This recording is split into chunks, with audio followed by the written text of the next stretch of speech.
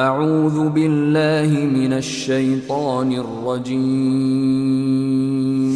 بسم اللہ الرحمن الرحیم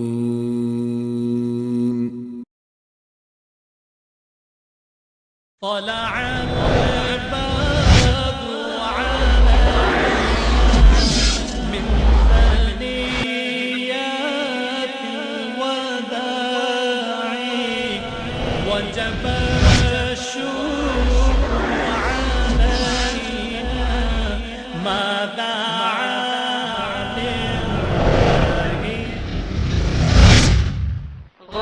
وہ اللہ عز و جل کی عبادت میں کسی کو شریک کیا جائے، اس کی ذات میں شریک کیا جائے، اس کی صفات میں کسی کو حصے دار بنایا جائے، یہ جرم اتنا بڑا ہے کہ اللہ نے اس کو حرام قرار دے دیا۔ غرباء ولغير الله لا نحمل جباه غرباء وارتضيناها شعارا في الحياة۔ اور میرے پیارے حبیب جناب محمد کریم صلی اللہ علیہ وسلم نے بتایا تھا ایک وقت آئے گا بدأ الاسلام غریبا فسيعود كما بدأ، ایک وقت آئے گا کہ اسلام جس طرح غربت سے شروع ہوا تھا غربت میں لوٹ کر رہے گا۔ فطوبى للغرباء، جند الله دوما دربنا درب الأباه، إن تسل عنا فإنا لا نبالي بالطغاة، نحن جند الله۔ اللہ کے نبی علیہ السلام کے اصحاب کرام کس دین پر تھے؟ سوچئے، اللہ کے لیے عقل کو استعمال کیجئے۔ کیا اللہ کے نبی کے اصحاب کرام کے دور میں کسی کا دربار تھا؟ کوئی درگاہ تھی؟ کہیں عرس ہوتا تھا؟ کہیں لکیرانی سرکس لگتی تھی؟ کہیں میلے تھے؟ پکی قبریں تھی؟ قبروں کی پوجا تھی؟ تعویذ گنڈے لکھنے والے مولوی تھے؟ سنمضي للخلود لن نبالي بالقيود، بل سنمضي للخلود۔ ان الحمد للہ نحمده ونستعینه ونستغفره ونعوذ باللہ من شرور انفسنا ومن سیئات اعمالنا، من يهده الله فلا مضل له ومن يضلل فلا هادي له، اشهد ان لا اله الا الله وحده لا شريك له واشهد ان محمدا عبده ورسوله، اما بعد فان خير الحديث كتاب الله وخير الهدي هدي محمد صلى الله عليه وسلم وشر الامور محدثاتها وكل محدثة بدعة وكل بدعة ضلالة وكل ضلالة في النار۔ اعوذ باللہ من الشیطان الرجیم، بسم اللہ الرحمن الرحیم، قل تعالوا اتل ما حرم ربكم عليكم الا تشركوا به شيئا وبالوالدين احسانا ولا تقتلوا اولادكم من املاق نحن نرزقكم وإياهم ولا تقربوا الفواحش ما ظهر منها وما بطن ولا تقتلوا النفس التي حرم الله إلا بالحق ذلكم وصاكم به لعلكم تعقلون ولا تقربوا مال اليتيم إلا بالتي هي أحسن حتى يبلغ أشده وأوفوا الكيل والميزان بالقسط لا نكلف نفسا إلا وسعها وإذا قلتم فاعدلوا ولو كان ذا قربى وبعهد الله أوفوا ذلكم وصاكم به لعلكم تذكرون وأن هذا صراطي مستقيما فاتبعوه ولا تتبعوا السبل فتفرق بكم عن سبيله ذلكم وصاكم به لعلكم تتقون۔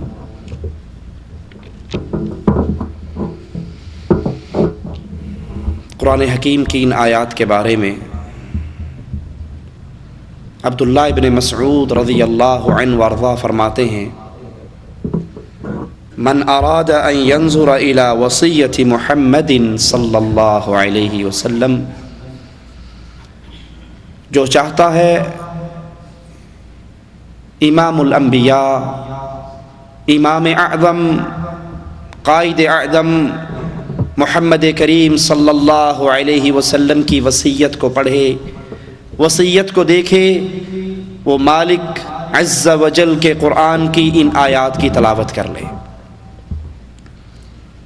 یہ 10 جامع وصیتیں ہیں جو مالک عز و جل نے آپ کی اور میری ہدایت کے لیے اپنے کلام میں اتاری ہیں۔ حدیث میں آتا ہے ابن مسعود رسول اللہ صلی اللہ علیہ وسلم سے سوال کرتے ہیں، اے اللہ کے نبی علیہ الصلاۃ والسلام، سب سے بڑا گناہ کیا ہے؟ اللہ کے نبی علیہ الصلاۃ والسلام فرماتے ہیں ان تجعل للہ ندا وہو خلقک، سب سے بڑا گناہ یہ ہے تو اللہ عز و جل کا شریک بنائے حالانکہ اسی اللہ نے تجھے پیدا کیا ہے۔ صحابی پوچھتے ہیں اس کے بعد کون سا ہے یا رسول اللہ صلی اللہ علیہ وسلم، اس کے بعد کون سا گناہ ہے؟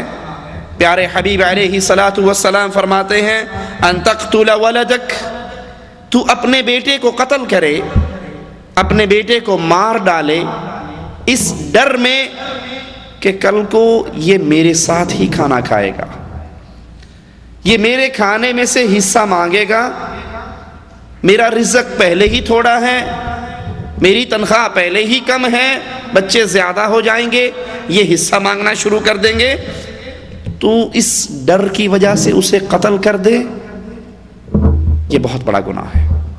صحابی کہتے ہیں اس کے بعد کون سا گناہ ہے؟ رسول اللہ صلی اللہ علیہ وسلم فرماتے ہیں کہ تو اپنے پڑوسی کی بیوی سے زنا کرے، یہ بہت بڑا گناہ ہے۔ زنا ویسے ہی بہت بڑا گناہ ہے، لیکن جب یہ پڑوسی کی بیوی سے ہو تو اس کی شدت اور حدت اور بڑھ جاتی ہے۔ تو آئیے قرآن حکیم کی ان آیات پہ غور کریں۔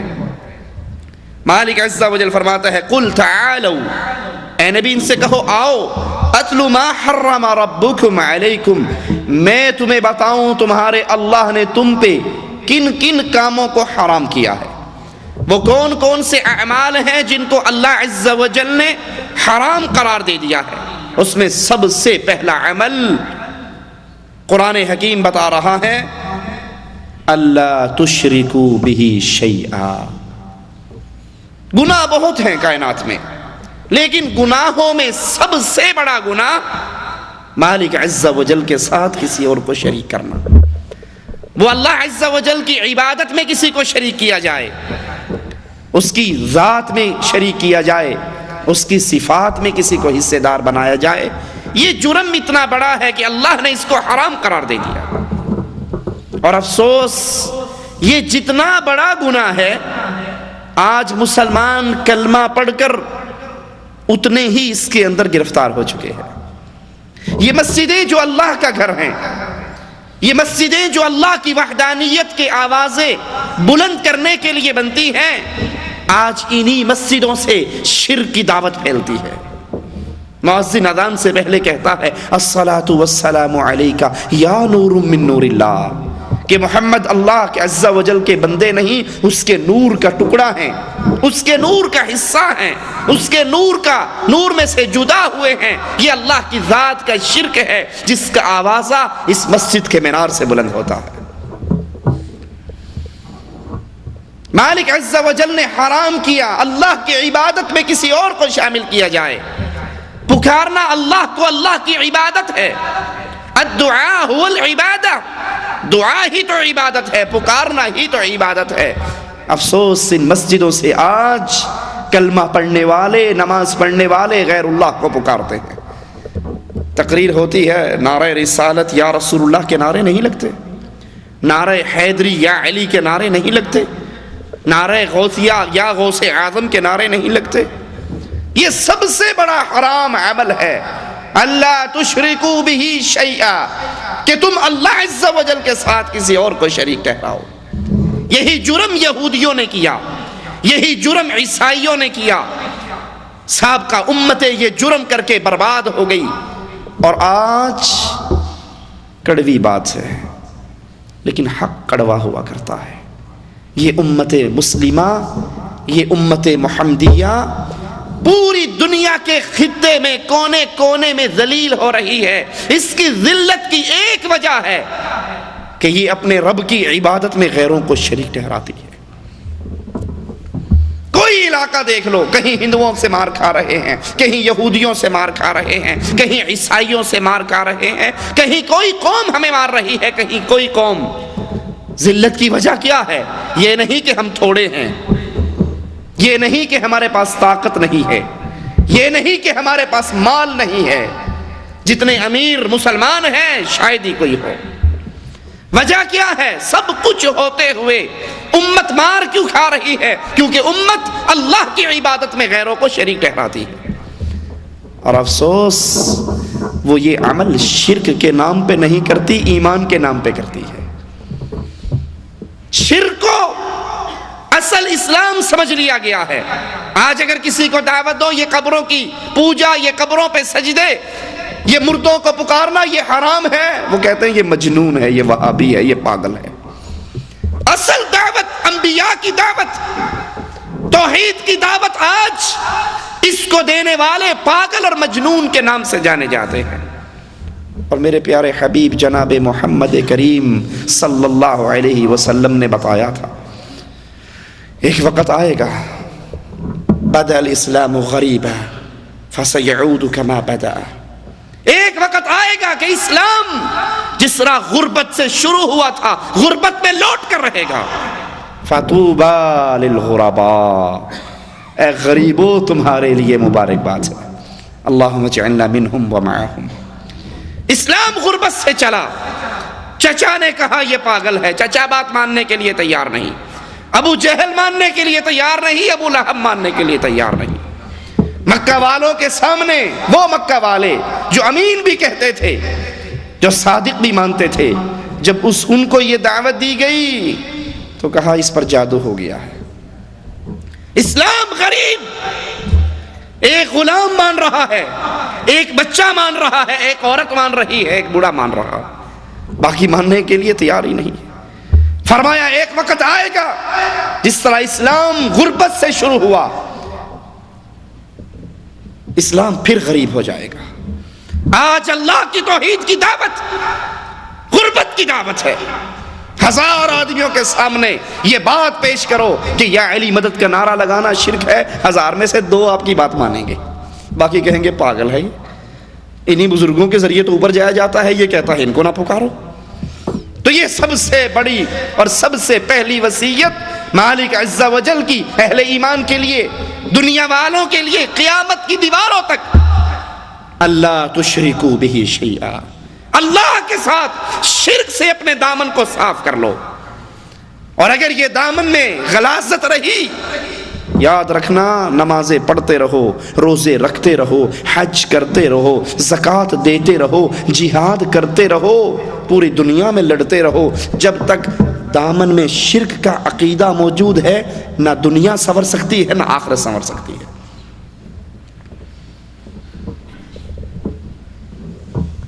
اور جب یہ توحید خالص ہو جاتی ہے، شرک نکل جاتا ہے، تو مالک کا اعلان ہے کم من فئۃ قلیلہ غلبت فئۃ کثیرہ، کتنے ہی تھوڑے تھوڑوں کو اٹھاتا ہوں اور زیادہ لوگوں پہ حاوی کر دیتا ہوں۔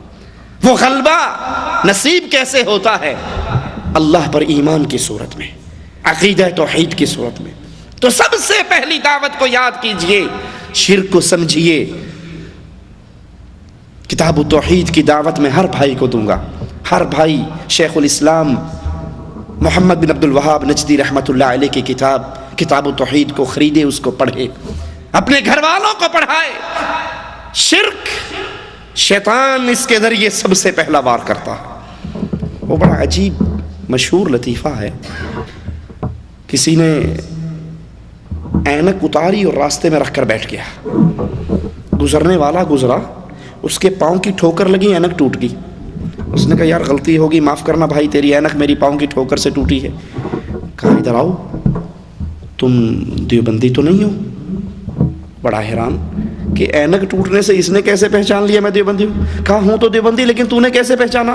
کہا کوئی بریلوی ہوتا وہ اینک ٹھیک کروا کے جاتا، پیسے دے کر جاتا، معافی مانگ کر جاتا، اور اگر کوئی وہابی ہوتا کہتا بے وقوف یہ رکھنے کی جگہ ہے، اٹھا اپنی اینک پرے کر، وہ توڑ کے بھی جاتا تو سنا کر بھی جاتا۔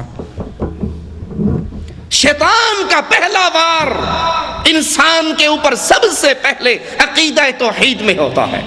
جب انسان شرک میں داخل ہو جائے پھر شیطان کو کوئی ضرورت نہیں کہ اس کا اخلاق خراب کرے، اس کا کردار خراب کرے، اس کے معاملات خراب کرے۔ کیوں؟ جب وہ شرک کروا لیتا ہے بے پرواہ ہو جاتا ہے کہ جتنے مرضی چلے لگا لے، جتنے مرضی عمرے کر لے، جتنے مرضی روزے کر لے، جب مرے گا سیدھا جہنم میں داخل ہوگا۔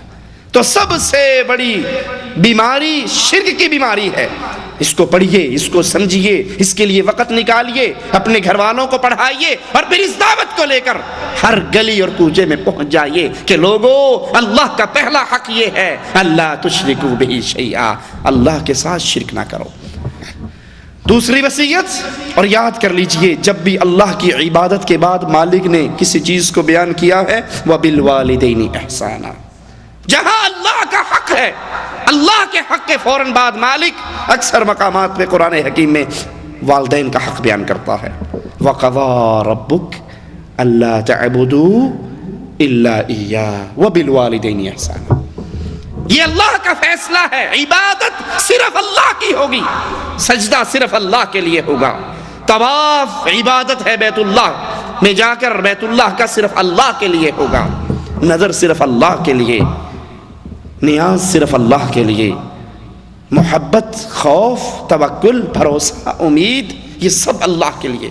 اور اللہ نے دوسرا حق جو بیان کیا، دوسری وصیت جو کی ہے وَبِالْوَالِدَيْنِ إِحْسَانًا، اپنے والدین کے ساتھ نیک سلوک کرنا۔ یاد کر لیجئے دنیا کی ہر نعمت مل جاتی ہے، بیوی نہیں ٹھیک طلاق دے دو گے اور نکاح ہو جائے گا، بچہ نافرمان ہے اور نکاح کرو گے اللہ اور اولاد دے دے گا، ہر نعمت کو کما سکتے ہو، ہر نعمت کو حاصل کرنے کا کوئی نہ کوئی ذریعہ ہے، لیکن ماں باپ کی نعمت دوبارہ نصیب نہیں ہوتی۔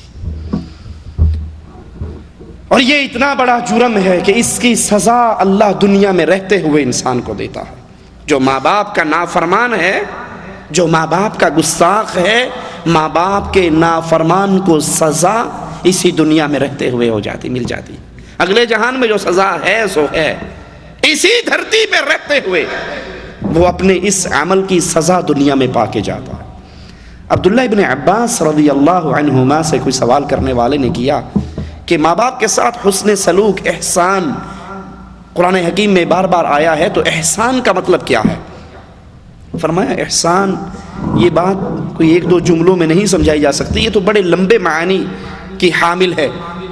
کہا اچھا اگر احسان اتنے لمبی بات ہے تو پھر یہ بتائیے کہ والدین کی نافرمانی کیا ہے، عقوق والدین کیا ہے؟ ابن عباس رضی اللہ عنہما فرماتے ہیں کہ انسان کے پاس ایک کپڑا ہو، چادر ہو جس پہ مٹی پڑی ہوئی ہو، اور وہ اس کو جھاڑے اور وہ مٹی اڑ کر باپ کے اوپر گر جائے۔ دہراؤں اپنی بات کو، مٹی ہو انسان کے کپڑوں میں اور باپ کے پاس کھڑے ہو کے وہ جھاڑ دے اور مٹی باپ کے سر پہ، باپ کے اوپر گر جائے، اللہ کے ہاں وہ نافرمان لکھ دیا جاتا ہے۔ مالک کیوں کہتا ہے کہ ان کو اف بھی نہیں کہنا؟ اف سمجھتے ہو کیا ہے؟ آپ گرمی میں ڈیوٹی کر کے گھر آئے، امی کہتی ہے جا بیٹا بازار سے دودھ پکڑ لا، آپ دودھ لے کر ابھی آ کر بیٹھے تھے، وہ کہتی بیٹا بھول گئی، وہ تو عصیر بھی چاہیے تھا، عصیر بھی لے کر آؤ۔ آپ کہتے پہلی دفعہ ہی کیوں نہیں بتا دیا، اتنی گرمی میں بار بار کیوں بھیج رہے ہو؟ اچھا چلو کوئی بات نہیں، جاؤ لے کر آؤ۔ آپ جاتے ہو، لے کر آتے ہو، واپس آئے، او بیٹا وہ تو دہی بھی چاہیے تھا، وہ نہیں لائے۔ اب آپ کو بار بار گرمی میں جانا پڑ رہا ہے۔ اف کہنا حرام ہے والدین کو۔ یہ اف کیا ہے؟ تیسری بار جو آپ گئے تو طبیعت میں غصہ آتا نا، یہ جو ہے یہ حرام ہے۔ مالک کہتا ہے یہ سب سے چھوٹا جملہ ہے۔ باپ کی ماں کی کسی بات پہ انسان کو غصہ آئے اور وہ چلتے ہوئے اف، یہ سب سے چھوٹا جملہ ہے۔ اور یہ کہنا ماں باپ کو حرام ہے، وہ بدنصیب کیسا ہے جو بیوی کے کہنے پر ماں کو گھر سے نکال دیتا ہے۔ وہ بدنصیب کیسا ہے جو بیوی کے کہنے پر باپ کو اولڈ ہاؤس میں جمع کروا آتا ہے کہ بڈھا رات کو کھانستا ہے، ہماری نیند خراب ہوتی ہے، بیگم صاحبہ کی نیند خراب ہوتی ہے۔ اے بدنصیب، بیوی تو ایک نہیں 10 مل جائیں گی، لیکن ماں اور باپ دوبارہ نہیں ملے گا۔ تو نہیں سمجھتا جب تو بچہ تھا، رات کو روتا تھا، تیرا باپ تجھے کندھے لگا کے جاگا کرتا تھا، تو پیشاب کر دیا کرتا تھا، سردیوں کی رات میں ماں گیلی جگہ پہ سوتی تھی، تجھے خشک پہ سلاتی تھی، تجھے تکلیف ہو جاتی، ماں باپ ساری ساری رات رو رو کر گزارا کرتے تھے۔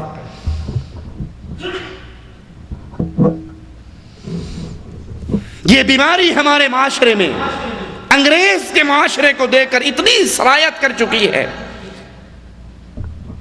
ایدھی ہاؤس پاکستان میں کراچی میں بوڑھے ماں باپ سے بھرے ہوئے ہیں، اولڈ ہاؤس بن چکے ہیں۔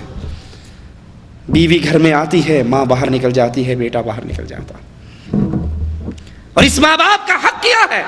رسول اللہ صلی اللہ علیہ وسلم کے پاس صحابی آتے ہیں اور کہتے ہیں میں جہاد کے لیے آپ کے پاس، آپ کے ساتھ جانے کے لیے آیا ہوں۔ کہا کیا تیرے ماں باپ زندہ ہیں؟ کہا ہاں، نہ صرف زندہ ہیں بلکہ میں جہاد کے لیے جب نکلا تو وہ رو رہے تھے۔ جہاد سے بڑا کوئی عمل ہے اسلام میں؟ ایمان لانے کے بعد اللہ کے لیے قتال کرنے سے بڑا کون سا کام ہوگا؟ اور وہ قتال بھی آج کل کی لڑائیاں نہیں، بلکہ محمد کریم صلی اللہ علیہ وسلم کی ساتھ رہ کر جنگ ہے، غزوہ ہے۔ اللہ کے نبی گھر سے نکلا ہوں، ماں بھی رو رہی ہے، باپ بھی رو رہا ہے۔ کہا واپس جا، واپس جا، ان کو ہنسا کر آ جیسے تو ان کو رلا کر آیا ہے، اور وہیں رہ کے ان کی خدمت کر، تیرا ان کی خدمت کرنا ہی جہاد ہے۔ یمن سے ایک نوجوان آتا ہے ہجرت کر کے، پوچھتے ہیں کیا تیری ماں زندہ ہے؟ کہا ہاں میری بوڑھی ماں زندہ ہے۔ کہا تجھے حکم ہے نبی کریم کا، واپس جا اور اپنی ماں کی خدمت کر۔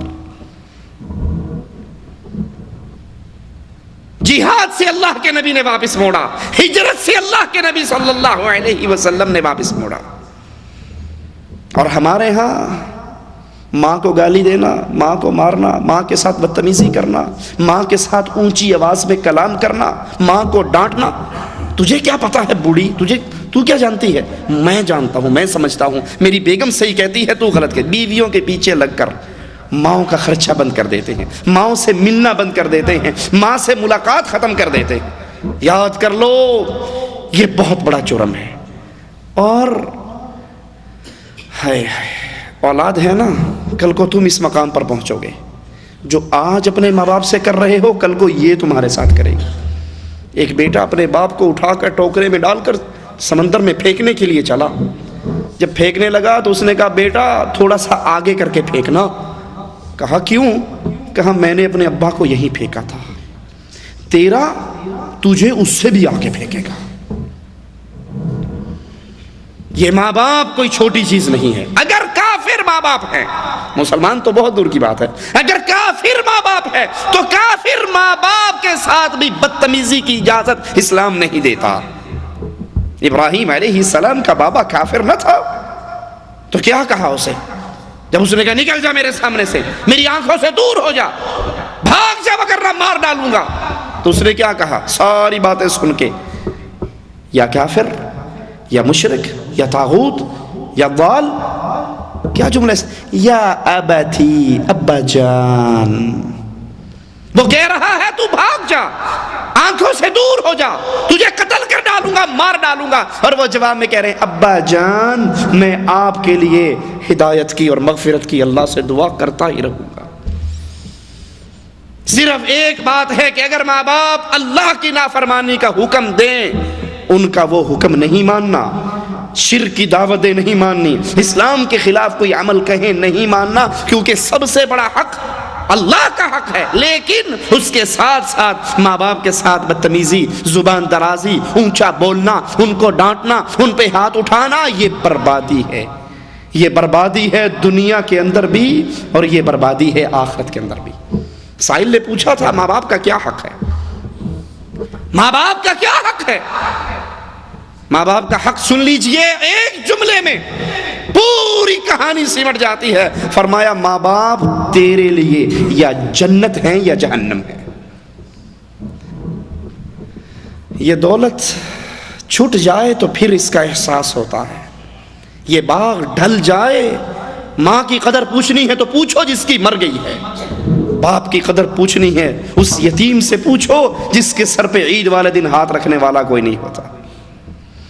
ماں باپ تیرے لیے جنت ہے یا ماں باپ تیرے لیے جہنم ہے؟ سائل پوچھتا ہے مجھ پہ سب سے بڑھ کر حق کس کا ہے؟ فرمایا تیری ماں کا۔ کہا پھر؟ کہا تیری ماں کا۔ کہا پھر؟ کہا تیری ماں کا۔ کہا پھر؟ کہا تیرے باپ کا۔ انسان جو بڑا ہوتا ہے حقوق بڑھ جاتے ہیں، لیکن یاد کر لیجئے ایک امام، اس کی والدہ فوت ہوئی تو بہت روئے۔ شاگردوں نے کہا اتنا کیوں روتے ہو؟ کہا ماں کے مرنے پر نہیں روتا، اس لیے رو رہا ہوں کہ جنت کا ایک دروازہ کھلا ہوا تھا آج بند ہو گیا۔ ماں کی خدمت کر کے جنت کا ایک دروازہ میرے لیے کھلا تھا، اس کے مر جانے سے آج وہ دروازہ بند ہو گیا ہے۔ ایک تابعی ساری رات اپنی والدہ کی ٹانگیں دباتے رہے، والدہ سے باتیں کرتے رہے، اور دوسرے ساری رات اس کا بھائی تہجد کی نماز پڑھتا رہا۔ سبحان اللہ۔ صبح ہوئی تو کہنے لگے میں نے ساری رات اپنی والدہ کی خدمت کی، ان کی ٹانگیں دبائی، میرے بھائی عمر نے ساری رات نماز اور تہجد میں گزاری، اگر یہ مجھے کہے نا کہ تو تہجد کی نماز کا ثواب تو لے لے اور ماں کی ٹانگیں دبانے خدمت کرنے کا ثواب مجھے دے دے تو اللہ کی قسم کبھی نہیں دوں گا۔ یہ ساری رات رکوع و سجود میں رہا، لیکن ماں کی خدمت کرنے کے اجر و ثواب کو میں اس کے اجر و ثواب سے کم نہیں بہتر سمجھتا۔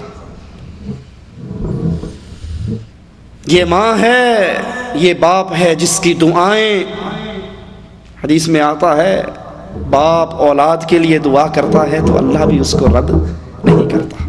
وَبِالْوَالِدَيْنِ احسانا، دوسری وصیت کو یاد کر لو، ماں باپ کے ساتھ اچھا سلوک کرو، ماں باپ کے ساتھ محبت کا سلوک کرو، ہاتھ سے خدمت کرو، مال سے خدمت کرو، ان کو راضی رکھو، ان کے سامنے آواز بلند نہ کرو۔ وَلَا تَقْتُلُوا أَوْلَادَكُمْ مِنْ إِمْلَاقٍ، پیسے کے ڈر کی وجہ سے، مال کی کمی کی وجہ سے، رزق میں کمی کی ڈر کی وجہ سے اپنی اولاد کو قتل نہ کرو۔ ہمارے ہاں کیا چلتا ہے آج کل؟ بچے تو ہی اچھے۔ وزارت بہبود آبادی کا اشتہار ایک دفعہ دیکھنے کا موقع ملا تو اس میں اشتہار آیا، ایک طرف خرگوش ہے، اس کے کافی سارے بچے ہیں، اور ایک طرف انسان ہے، اس کا ایک بیٹا ایک بیٹی، دو ہیں بس۔ اب وہ سوال کرتا ہے خرگوش عقل مند ہے یا انسان؟ خرگوش جس کے لائن لگی ہوئی بچوں کی، اور انسان کے صرف دو ہیں۔ اب سائل سوال کرتا ہے خرگوش عقل مند ہے یا انسان؟ اب خود ہی جواب دیتے ہیں وہ کہ یقیناً انسان عقل مند ہے جو آبادی پہ کنٹرول کرتا ہے، بچے دو ہی اچھے، یہ خرگوش تو پاگل اور مجنون ہے جس کو تمیز ہی نہیں ہے، عقل ہی نہیں ہے، بے وقوف ہے، یہ بچوں کی لائن لگاتا جاتا ہے۔ یہ عقیدہ قرآن و حدیث کے خلاف ہے۔ مالک کیا کہتا ہے؟ وَلَا تَقْتُلُوا أَوْلَادَكُمْ، اپنی اولاد کو قتل نہ کرو، من املاق، ایک مربے سے پہلے 4 بندے کھاتے تھے، اگر بچے زیادہ ہو جائیں گے تو اب بھی یہی ذریعہ ہے تو کہاں سے کھائیں گے؟ نحن نرزقکم وإیاہم، تمہارا داتا بھی اللہ ہے اور ان سب کا داتا بھی۔ عقل سے بھی سوچو، بچہ دنیا میں آئے گا، اگر کھانے کے لیے ایک منہ رکھتا ہے تو کمانے کے 2 ہاتھ بھی تو رکھتا ہے۔ اگر کھانے کا ایک منہ ہے تو کمانے کے اس کے 2 ہاتھ بھی ہیں۔ کفار کی طرف دیکھ کر مسلمان بھی اس راستے پہ، ابا جی 4 بچے ہو گئے، اس کے بعد تو مولانا صاحب میں نے اپنی بیوی کا آپریشن کروا دیا، نس بندی کروا دی۔ کچھ ظالم نل بندی کروا دیتے ہیں، اپنا ہی آپریشن کروا دیتے ہیں۔ کیا تو نہیں سمجھتا اللہ کے قانون سے ٹکر لوگے؟ تو کہتا ہے 2-4 بچے ہو گئے، میری فیملی پوری ہوگی، 2 بیٹے 2 بیٹیاں، اللہ ان 4 کو موت دے دے تو کیا کرے گا؟ اور کتنے ہی ہم نے ایسے کیس دیکھے ہیں، میاں بیوی دونوں نے اپنا سسٹم ختم کروایا، 2-3 بچوں کے بعد ایکسیڈنٹ ہوا، سارے بچے مر گئے، اب یہ ڈنڈے بجاتے پھر رہے ہیں۔ تو یہ اللہ پر توکل کے خلاف ہے کہ انسان اپنی اولاد کو اپنی بیویوں کی نس بندی کروا دے، منصوبہ بندی کروا دے، اس ڈر سے کہ اولاد زیادہ ہو جائے گی، وسائل اتنے نہیں ہیں۔ مالک کہتا ہے رازق میں ہوں، اور مالک کے خزانوں میں کمی نہیں آیا کرتی۔ اس کے خزانے وَلِلَّهِ خَزَائِنُ السَّمَاوَاتِ وَالْأَرْضِ، زمین و آسمان کے سارے خزانے اللہ عز و جل کے کنٹرول میں۔ اپنی بیویوں کو تعلیم دو، سمجھاؤ، رسول اللہ صلی اللہ علیہ وسلم کی حدیث بتاؤ، جنتی عورت کا تعارف کرواتے ہوئے اس کی صفات میں سے اللہ کے نبی نے ایک صفت یہ بھی بیان کی ہے کہ وہ زیادہ بچے پیدا کرنے والی۔ آپ نے فرمایا شادیاں کرو، زرخیز عورتوں سے شادیاں کرو جن کی اولاد زیادہ ہو، تاکہ قیامت کے دن میں اپنی امت کی کثرت پہ فخر کروں گا۔ یہ سوچ کفار کی سوچ ہے، بچے 2 ہی اچھے، یہ مسلمان کی سوچ نہیں۔ وَلَا تَقْرَبُوا الْفَوَاحِشَ مَا ظَهَرَ مِنْهَا وَمَا بَطَنَ، بے حیائی کے جتنے طریقے ہیں ان کے قریب نہ جاؤ، ان سے دور ہو جاؤ۔ وہ اعلانیہ ہوں، چھپے ہوئے ہوں، یا بالکل اوپن ہو، پبلک کے سامنے بھی بے حیائی کی بات نہ کرو، اور تنہائی کے اندر بھی ہو تب بھی گناہوں سے بچ جاؤ۔ صحیح بخاری میں عبداللہ ابن مسعود بیان کرتے ہیں کہ رسول اللہ صلی اللہ علیہ وسلم نے فرمایا لا احد اغیر من اللہ، اللہ سے زیادہ غیرت والا اور کوئی نہیں۔ وَلِذَلِكَ حَرَّمَ الْفَوَاحِشَ مَا ظَهَرَ مِنْهَا وَمَا بَطَنَ، اسی لیے اللہ نے بے حیائی کے سارے کاموں کو حرام کیا ہے۔ بے حیائی کے کاموں کے قریب بھی نہ جاؤ۔ کیا مطلب؟ جب چھٹی جاؤ سعودیہ سے تو بڑا سارا ٹیلی ویژن کا سیٹ لے جانا نہ بھولو، اور انڈیا پاکستان پہنچ کر ڈش انٹینا لگا کر، کیبل لگا کر گندے پروگرام سارے خود اور میاں بیوی کے ساتھ بیٹھ کر دیکھنا نہ بھولو۔ یہی مطلب ہے نا اس کا۔ آپ دیکھ لو ایئرپورٹ پہ جاتے ہوئے جب جا رہے ہوتے ہیں بڑا سارا ٹیلی ویژن اوپر لکھا ہوا ہے حاجی اللہ دیتا، یہ کیا ہے؟ اجی بیگم نے فون کیا تھا، پورے محلے کے اندر ڈش انٹینا لگ گیا ہے، ایک ہم ہی دقیانوس رہ گئے ہیں کہ ہمارے گھر میں ڈش انٹینا نہیں ہے، اب تو کیبل بھی آ گئی ہے، اور ہمارا وہ پرانا چھوٹا سا black and white T V ہے، اس دفعہ آتے ہوئے کلرڈ لے کے آنا تاکہ ڈش انٹینا لگا کے اس لعنت کو گھر میں سجا کے ہم مل بیٹھ کر یہ کام کریں گے۔ اللہ عز و جل نے برائی اور بے حیائی کے کاموں کو حرام کیا ہے، وہ کھلے ہوئے ہوں تب بھی حرام ہے، اور وہ چھپے ہوئے ہوں تب بھی حرام ہے۔ مالک عز و جل فرماتا ہے وَلَا تَقْتُلُوا النَّفْسَ الَّتِي حَرَّمَ اللَّهُ إِلَّا بِالْحَقِّ، کسی جان کو ناجائز قتل نہ کرو، الا بالحق، ہاں حق کے ساتھ قتل کرنا جائز ہے انسانوں کو، اس کے علاوہ کسی حال میں قتل کرنا جائز نہیں۔ حق کے ساتھ کیسے؟ شادی شدہ زنا کرے تو شریعت اس کو رجم کرنے کا حکم دیتی ہے، یہ قتل حق کے ساتھ ہے۔ کسی نے کسی کو قتل کیا، قصاص کے اندر بدلے کے طور پہ اس کو مار دیا جائے گا، یہ حق کے ساتھ قتل ہے۔ اور مسلمان اسلام لانے کے بعد مرتد ہو جائے، اسلام کی کسی چیز کا انکار کر دے، مرتد ہو جائے، اسلام سے خارج ہو جائے، اب اس مرتد کو قتل کر دیا جائے گا۔ یہ 3 طریقے حق کے ساتھ قتل کے ہیں، اس کے علاوہ شریعت کسی کو قتل کرنے کی اجازت نہیں دیتی۔ اور اسی لیے رسول اللہ صلی اللہ علیہ وسلم نے فرمایا قیامت کے قریب قتل کا فتنہ بڑھ جائے گا۔ رسول اللہ صلی اللہ علیہ وسلم نے فرمایا جو مسلمان لا الہ الا اللہ کی گواہی دے اس کا خون بہانا جائز نہیں سوائے 3 صورتوں کے، زانی ہو، قصاص میں مارا جائے، یا مرتد ہو جائے، اس کے علاوہ کوئی صورت میں مسلمان کو قتل کرنا جائز نہیں۔ ہمارے ہاں کیا ہوتا ہے؟ اس سے پہلے حدیث کا واقعہ سن لیجئے۔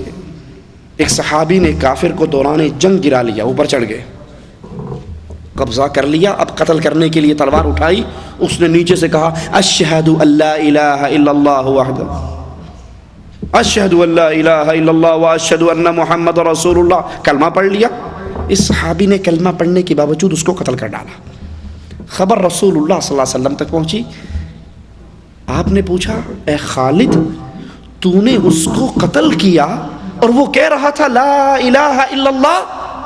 جواب میں حضرت خالد فرماتے ہیں یا رسول اللہ صلی اللہ علیہ وسلم وہ تو ڈر کی وجہ سے کہہ رہا تھا، وہ ڈر کی وجہ سے کلمہ پڑھ رہا تھا، دل سے نہیں پڑھا۔ اللہ کے پیارے حبیب نے فرمایا کیا خالد تو نے اس کا دل چیر کے دیکھ لیا تھا کہ وہ ڈر کی وجہ سے پڑھ رہا ہے اور دل و جان سے نہیں پڑھ رہا؟ اے خالد تیرا کیا حال ہوگا قیامت کے دن جب وہ اپنا کلمہ اللہ کے دربار میں پیش کرے گا کہ اللہ میں کلمہ پڑھ رہا تھا اس کے باوجود مجھے مار دیا گیا، اپنے ہاتھوں کو اپنے سر پہ رکھ کر کہتے ہیں اللہ میں خالد کے اس عمل سے بری ہوں۔ بظاہر یہی نظر آتا ہے، ظاہری بات یہی ہے کہ وہ نیچے گرا ہوا، تلوار اٹھی ہوئی اور اس نے پڑھ لیا، ہو سکتا ہے ڈر کے ہی پڑا ہو، لیکن اللہ کے نبی کیا کہتے ہیں کیا تو نے اس کا دل چیر کے دیکھا؟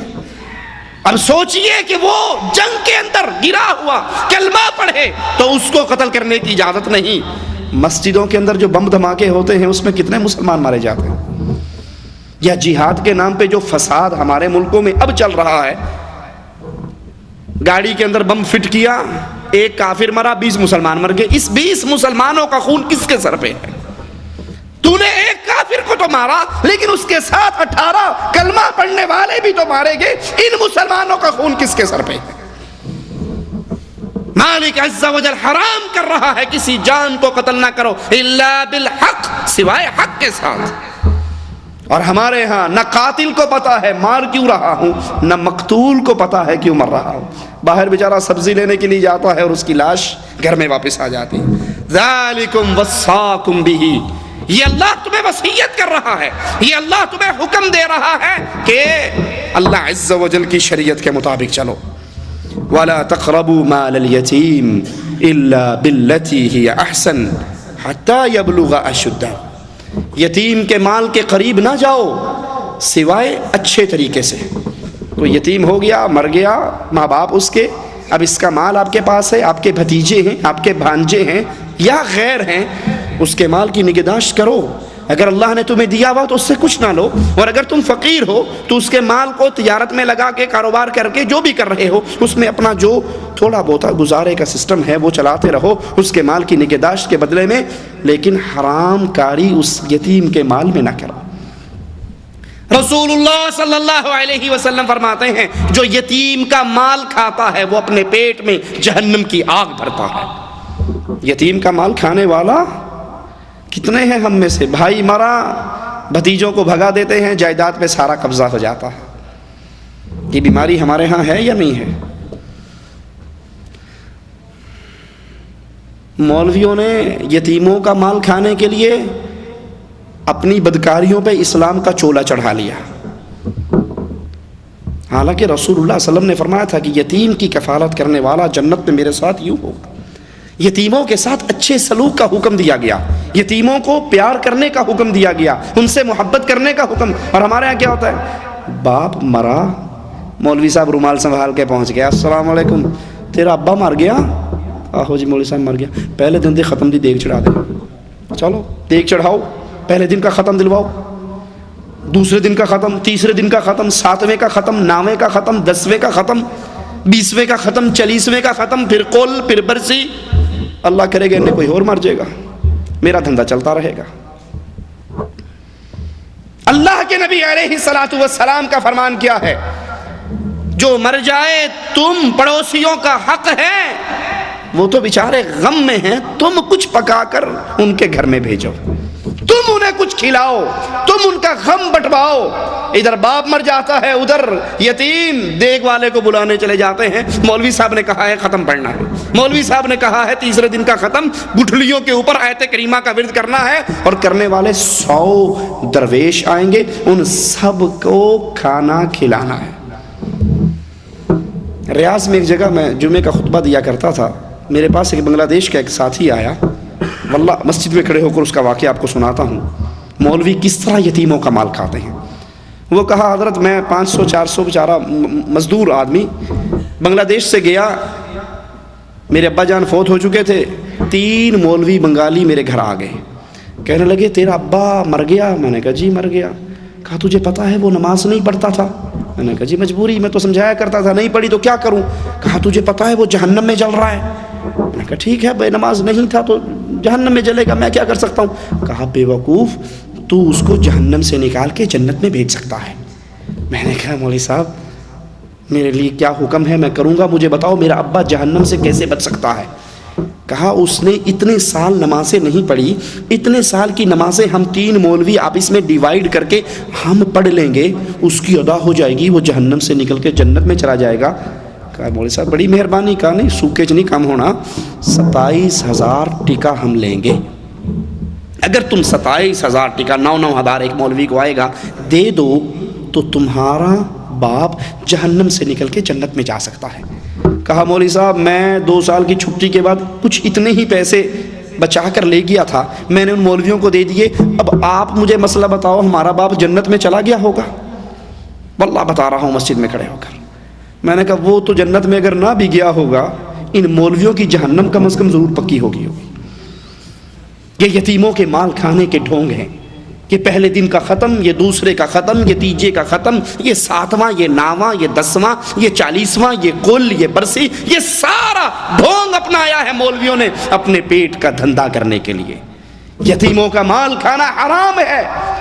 بھائی مر جائے تو اس کی اولاد کو اس کی وراثت سے محروم نہ کرو، جتنا وراثت سے محروم کرو گے، یتیم کا جتنا مال کھاؤ گے، وہ تمہارے پیٹ میں مال نہیں جہنم کی آگ جائے گی۔ نہ اس کا نام اسلام کا نام لے کے ان غریبوں کا مال کھاؤ، اور نہ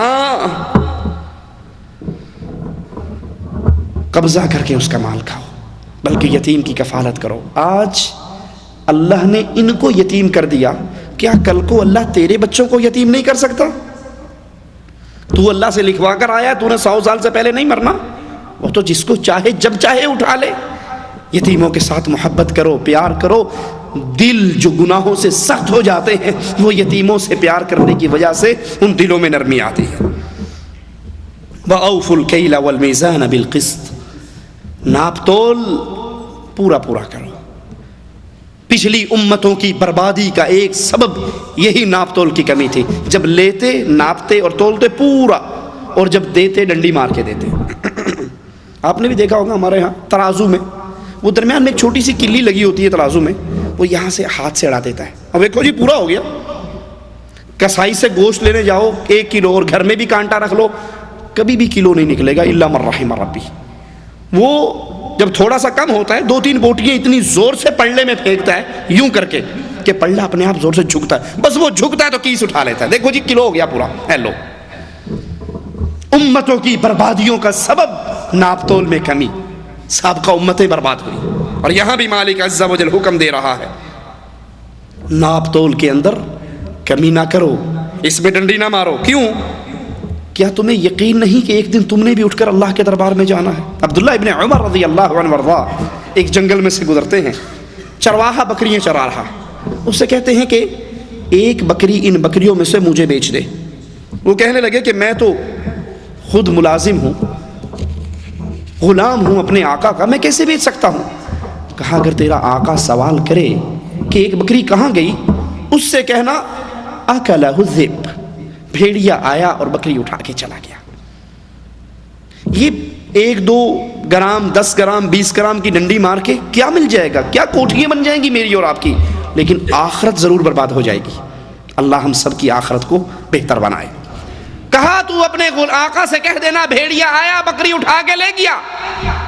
وہ غلام ایمان سے اس کا دل بھرا ہوا تھا، جواب میں کہتا وَمَاذَا أَقُولُ لِلَّهِ، جب مجھے قیامت کے دن کھڑا کیا جائے گا تب میں اللہ کے دربار میں کیا جواب دوں گا؟ آقا کو تو یہ کہہ کر چپ کروا لوں گا کہ بکری کو بھیڑیا اٹھا کر لے گیا، لیکن اللہ کے دربار میں بھی تو پیشی ہونی ہے۔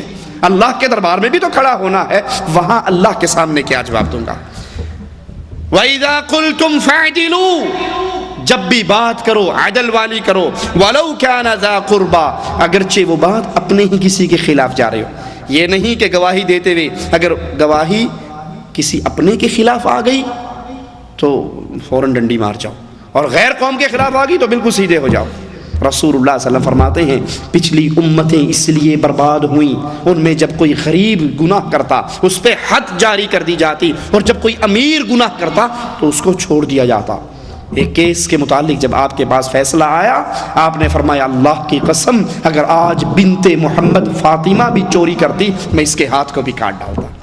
گواہی دینی ہو، شہادت دینی ہو، ہمیشہ حق اور سچ کی گواہی دیجئے۔ شہادت دیتے ہوئے اللہ کا ڈر اپنے دل میں بٹھائیے۔ اپنے ہوں، وہ مولوی صاحب سے پوچھا مولوی صاحب اگر کوئی آدمی فلاں جرم کر لے اس کا کیا کفارہ ہے؟ تو حل سمجھتے ہو نا آپ، جو بیل کے پیچھے لکڑی باندھ کے زمینوں میں پرانے انداز پہ کاشتکاری ہوتی تھی اسے حل کہتے تھے۔ کہنے لگا حل کو کھڑا کر لو اور اس کے سائیڈوں پہ روٹیاں پکا پکا کے رکھتے جاؤ، جب سارا حل اس میں ڈوب جائے تو یہ ساری روٹیاں فقیروں میں تقسیم کر دو۔ اس نے کہا اچھا مولوی صاحب اس گناہ میں آپ کا بیٹا بھی شامل ہے؟ کہتا اچھا، کہتا ہاں، کہتا حل نو لمبا پالو تے اوتے روٹیاں رکھنے لگ جاؤ، جنہیں چھپ جے وہ بن دے۔ جب پتہ لگا میرا بیٹا بھی اس گناہ میں شامل ہے تو کہا کھڑا کرنے کی بجائے لمبا ڈال لو، اس کے اوپر روٹیاں رکھتے رہو، جتنی 15-20 روٹیوں سے بھر جائے گا اس کو۔ کبھی بھی گواہی دیتے ہوئے یہ نہ دیکھیے میرے سامنے میرا بھائی ہے، عزیز ہے، دوست ہے، دوستی خراب ہو جائے گی۔ آپ دوستی خرابی کی بچت کے لیے جھوٹ بول جاؤ گے، کہیں اس کی وجہ سے آپ کی اور اللہ کی دوستی خراب نہ ہو جائے۔ تو مالک حکم دے رہا ہے وَإِذَا قُلْتُمْ، جب بھی بات کرو، جب بھی فیصلہ تمہارے پاس آئے تو فوراً فَاعْدِلُوا، عدل والی بات کرو، وَلَوْ كَانَ ذَا قُرْبَى، اگرچہ یہ فیصلہ کسی قریبی کے خلاف کیوں نہ جاتا ہو۔ وَبِعَهْدِ اللَّهِ أَوْفُوا، اللہ کے وعدے کو پورا کرو، اللہ کے ساتھ کیے ہوئے عہدوں کو پورا کرو، اللہ کے نام پہ کوئی عہد کر لو اس کو بھی پورا کرو۔ آپ سے اور مجھ سے ایک عہد میرے اللہ عز و جل نے لیا ہے عالم ارواح کے اندر۔ قرآن حکیم خبر دیتا ہے عالم ارواح میں اللہ نے سب سے عہد لیا، پوچھا الستو بربکم، الستو بربکم، کیا میں تمہارا رب نہیں ہوں؟ قالوا بلا شہدنا، سب نے گواہی دے کر کہا کہ اللہ تو ہمارا رب ہے۔ وہ قبروں کو پوچھتے ہوں، وہ مندروں کو پوچھتے ہوں، عالم ارواح میں وہ اللہ سے عہد کر کے آئے ہیں کہ ہم مانتے ہیں اے اللہ تو ہمارا رب ہے۔ مالک نے کہا پھر 2 بہانے قیامت کے دن میں نہیں سنوں گا، 2 بہانے قیامت کے دن اللہ نہیں سنے گا۔ کون کون سے؟ پہلا بہانہ انا کنا عن ھذا غافلین، انا کنا عن ھذا غافلین، ہمیں تو پتہ ہی نہیں لگا اللہ دین کا، قرآن پڑھ ہی نہیں سکے، حدیث کو دیکھ ہی نہیں سکے، ترجمہ غور ہی نہیں کیا، ہم تو اس دین سے غافل رہے، صبح ڈیوٹی پہ جاتے تھے، رات کو آتے تھے، تھکے ٹوٹے گر کے سو جاتے تھے، اللہ ہم دین سے غافل رہے، ہمیں سزا نہ دے۔ کیا خیال ہے ہم میں سے کتنوں کا یہ بہانہ ہے کہ ہمیں ٹائم ہی نہیں ملتا؟ ایک نماز جو ہم دن میں 5 مرتبہ پڑھتے ہیں، میں اپنے نفس سے پوچھوں، آپ اپنے دل سے پوچھئے، ہم میں سے کتنے ہیں جنہوں نے اپنی آنکھوں سے صحیح بخاری صحیح مسلم کھول کر رسول اللہ کی نماز کا طریقہ، کتنے ہیں؟ اللہ جزائے خیر دے مملکت سعودی عربیہ کے حکمرانوں اور ذمہ داران کو، قرآن حکیم مجمع ملک فہد سے ہر زبان میں نکل چکا، اردو میں ہے، بنگلہ دیش میں ہے، کشمیری میں ہے، ہر زبان پشتو میں ہے۔ اب بھی کوئی یہ کہے کہ ہمیں موقع نہیں ملا، ہمیں ٹائم نہیں ملا، تو کیا یہ بہانہ اللہ کے سامنے چلے گا ہمارا؟ دوسری بات وجدنا علیہ آباءنا، ہمارا جرم کیا ہے؟ ہمیں جو ہمارے ماں باپ نے سکھایا، جو ان کو کرتے دیکھا وہی ہم نے کیا۔ اللہ کہتا ہے یہ 2 بہانے قیامت کے دن قبول نہیں ہوں گے۔ کیا خیال ہے ہماری بربادی میں یہی 2 باتیں ہیں نا؟ یا تو مجھے اور آپ کو دین سمجھنے کا ٹائم نہیں ہے، دین سیکھنے کا ٹائم نہیں ہے، اور اگر ہے تو پھر کہتے ہیں جی مولوی صاحب کیا کریں، ہمارے تو دادا ابا 11ویں دیتے آتے تھے، کیسے انکار کر دیں؟ یہ جو شرک بدعات ہو رہی ہیں یہ ہمارے ابا حضور کرتے آ رہے تھے، ہمارے بڑوں نے یہ کیا، اگر نہ کریں گے تو لوگ کہہ دیں گے یہ ماں باپ کا گستاخ ہے۔ میں مثال دے کے بات آگے چلاتا ہوں، کسی کا ابا موچی ہو، جوتے پر پالش کرتا ہو، اور اس کا بیٹا پڑھ لکھ کے ڈاکٹر بن جائے، دنیا میں کبھی کوئی اس کو تانا دے گا تیرا ابا موچی تھا تو ڈاکٹر کیوں بن گیا؟ کوئی تانا دے گا؟ اللہ کے لیے سوچو. کسی کے باپ کے پاس گدھا گاڑی تھی، گدھا ریڑی تھی، وہ اس پہ مزدوری کرتا تھا اور اس نے پیٹ پالا اپنے بچوں کا اپنا اور بچوں کو پڑھا لکھا کر اب بیٹا اس کا پروفیسر بن گیا. تو کیا خیال ہے کوئی اس کو تانا دے گا تیرا ابا کھوتی ریڑھی چلاتا سی تو پروفیسر سیٹ تے بیٹھا ہے؟ کوئی تانا دے گا اسے کہ تیرا ابا تو گدھا گاڑی چلاتا تھا تو یونیورسٹی میں کیوں بیٹھا ہے؟ اگر کوئی تانا دے بھی صحیح تو وہ کیا کہے گا؟ بے وقوف، میرے ابے نے پڑھا نہیں تھا، میرے ابا جی غریب تھے، ان کا باپ ان کو پڑھا نہیں سکا، بے علمی کی وجہ سے وہ موچی بنے یا گدھا بان بنے، گدھا ریڑھی چلانے والے بنے. میں پڑھ لکھ گیا ہوں، اس لیے میں نے روزی روٹی کمانے کا یہ راستہ اپنایا ہے. دنیا میں کوئی کسی کو تانا نہیں دیتا، اور جہاں معاملہ دین کا آتا ہے تیرا ابا تے کم کردا سی تو کیوں نہیں کردا؟ دین کے اندر دین اور اسلام کی بات آتی ہے تو فوراً ماں باپ کے دین کو پیش کر دیتے ہیں. ماں باپ نے یہ نہیں کیا. ہم جتنے سعودیہ میں آئے ہیں کیا ہمارے سب کے ماں باپ سعودیہ میں آئے تھے؟ پھر پوچھو بھئی تیرا ابا تے پاسپورٹ بھی نہیں بنوایا سی تو اتنے کیوں آیا پھردا؟ یہ بہانہ شیطان کی طرف سے گڑا ہوا بہانہ ہے. اللہ کے عہد کو پورا کیجئے، اور اللہ کا عہد الست بربکم، کیا میں تمہارا رب نہیں ہوں؟ سب نے مانا تھا اللہ تو ہمارا رب ہے. کہا دو باتیں نہ پیش کرنا قیامت کے دن. ایک بات ہم اس سے غافل تھے، دوسری بات بڑوں کے پیچھے چلے تھے. ذالکم وصاکم بہ لعلکم تذکرون، تم نصیحت پکڑو اس لیے تمہیں اللہ عز و جل یہ وصیت کرتا ہے. وَأَنَّ هَذَا صِرَاطِي مُسْتَقِيمًا فَاتَّبِعُوهُ وَلَا تَتَّبِعُوا السُّبُلَ، اور یہ راستہ میرا سیدھا راستہ ہے. وَأَنَّ هَذَا صِرَاطِي مُسْتَقِيمًا، رسول اللہ صلی اللہ علیہ وسلم نے ایک سیدھی لائن لگائی، حدیث میں آتا ہے سیدھی لائن لگائی، پھر اس کے سائیڈوں پر لائنیں لگائی، اور سیدھی لائن لگا کر کیا کہا؟ ہذا صراطی مستقیما، محمد کریم صلی اللہ علیہ وسلم کا راستہ یہ سیدھا راستہ ہے. فاتبعوہ، تم اس راستے پر چلو. سائیڈوں پر جو لائنیں لگائی، کہا ہر راستے پر شیطان بیٹھا ہے، ہر راستے پر شیطان بیٹھا ہے، وہ تمہیں گمراہ کرنا چاہتا ہے. ان دائیں بائیں کے راستوں پر نہ چلنا. میں اللہ کے لیے آپ سے ایک سوال کرتا ہوں، شیطان اگر اوریجنل شکل میں شیطان کے روپ میں آ کر دعوت دے تو کیا خیال ہے کوئی اس کی بات مانے گا؟ بولو. شیطان کے روپ میں آ کر کے میرے پیچھے لگ جا تو گیا گزرا گندا انسان، بے دین انسان بھی اس کی بات نہیں تسلیم کرتا. تو شیطان ہے، بے ایمان، تیرے پیچھے کون لگے گا؟ پھر شیطان کس روپ میں آتا ہے؟ بولو. مولوی کے روپ میں، شیخ کے روپ میں، پیر کے روپ میں، مرشد کے روپ میں، حاجی کے روپ میں. بڑا سارا عمامہ ہے کندھے پہ اس کے، سارا کچھ ہے، اور بالکل نیک صوفی شریف بن کے کہتا ہے آجا چلیے. خود بھی جہنم میں جاتا ہے، اس کو بھی جہنم میں لے کر جاتا ہے. اللہ کے نبی نے فرمایا وَأَنَّ هَذَا صِرَاطِي مُسْتَقِيمًا، یہ سیدھا راستہ جنت کی طرف جانے والا یہ محمد کریم صلی اللہ علیہ وسلم کا راستہ ہے، اس کے اوپر چلو. نبی نے فرمایا یہودیوں کے 71 فرقے بنے، عیسائیوں کے 72 بنے، میری امت کے 73 بنیں گے. کلہم فی النار، سب جہنم کے اندر جائیں گے سوائے ایک جماعت کے. صحابہ فوراً پوچھتے ہیں من ہم یا رسول اللہ صلی اللہ علیہ وسلم، وہ ایک کون سی جماعت ہے، وہ کون سا گروہ ہے جو جنت میں جائے گا؟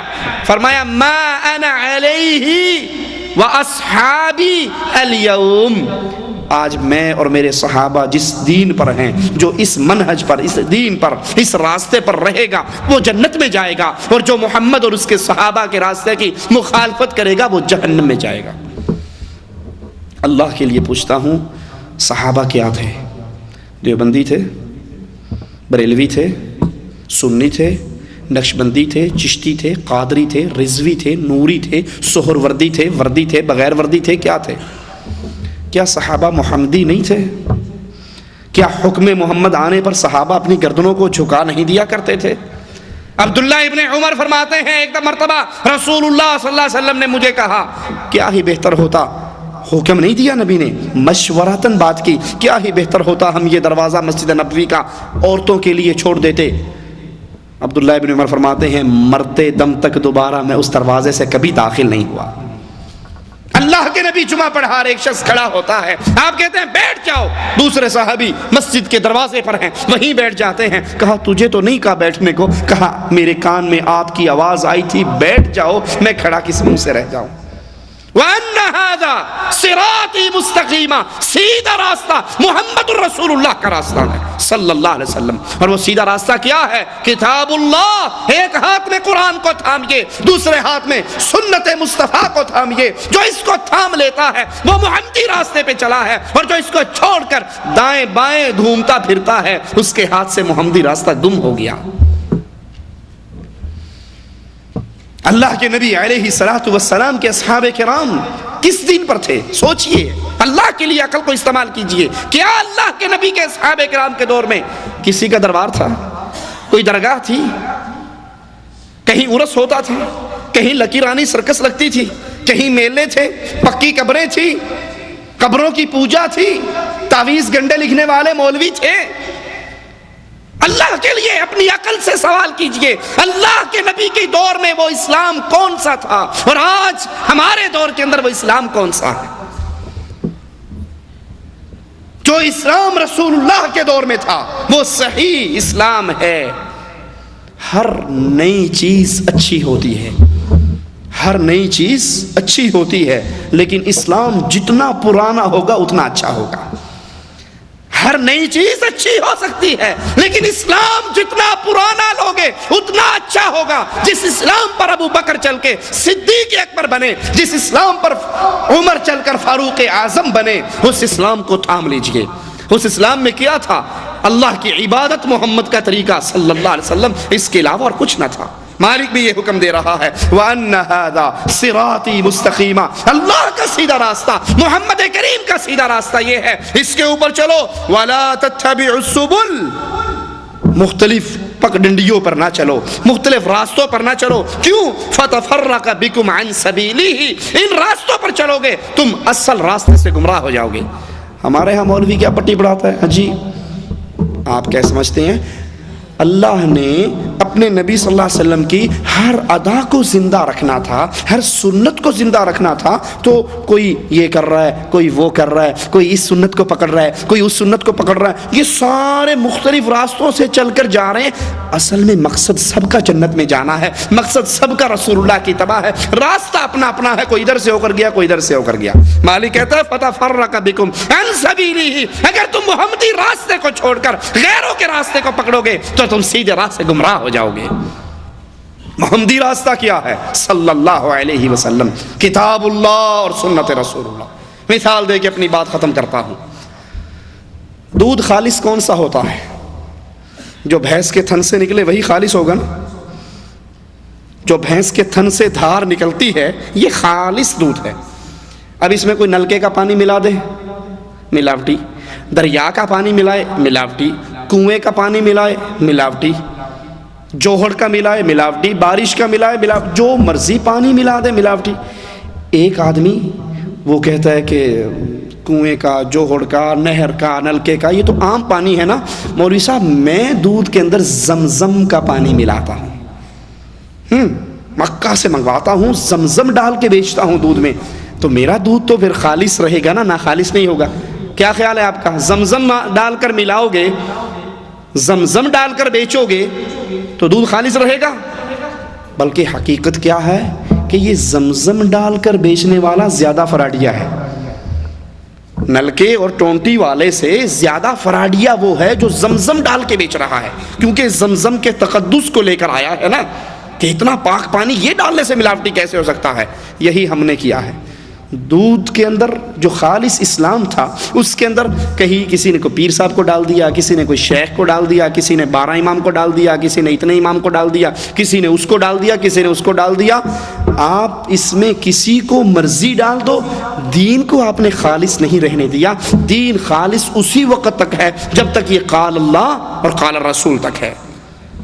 ذالکم وصاکم بہ لعلکم تتقون، یہ اللہ کی طرف سے حکم ہیں، وصیتیں ہیں، اس پہ عمل کرو، اس پہ عمل کرو گے تو تم متقی بن جاؤ گے، متقی بنو گے تو پھر اللہ سے امید ہے کہ اللہ ہمارے گناہوں کو معاف فرما کے ہمیں جنت الفردوس میں اعلیٰ مقام عطا فرمائے گا۔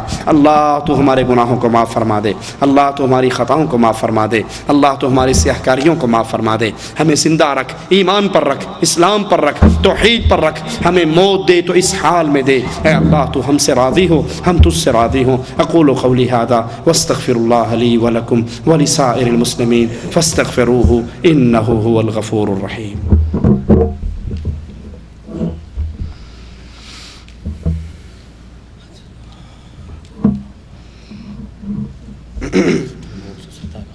بچوں کی اچھی تربیت کرنے کے لیے وقفہ کرنا جائز ہے ناجائز ہے؟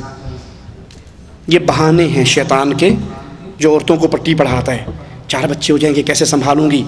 ہماری ماؤں نے سنبھالے تھے، نبی کی بیویوں نے کیسے سنبھالے تھے، صحابہ کی بیویوں نے کیسے سنبھالے تھے؟ یہ فراڈ ہے، جھوٹ ہے۔ ہاں کوئی عورت اتنی بیمار ہو کہ ڈاکٹر یہ رپورٹ دے دیں کہ اگر مزید اس کا یہ سلسلہ جاری رہا تو پھر اس عورت کے مرنے کا ڈر ہے، ٹھیک ہے، اس طرح کی بیماری کسی کو لاحق ہو تو وہ ایک الگ ماجرا ہے۔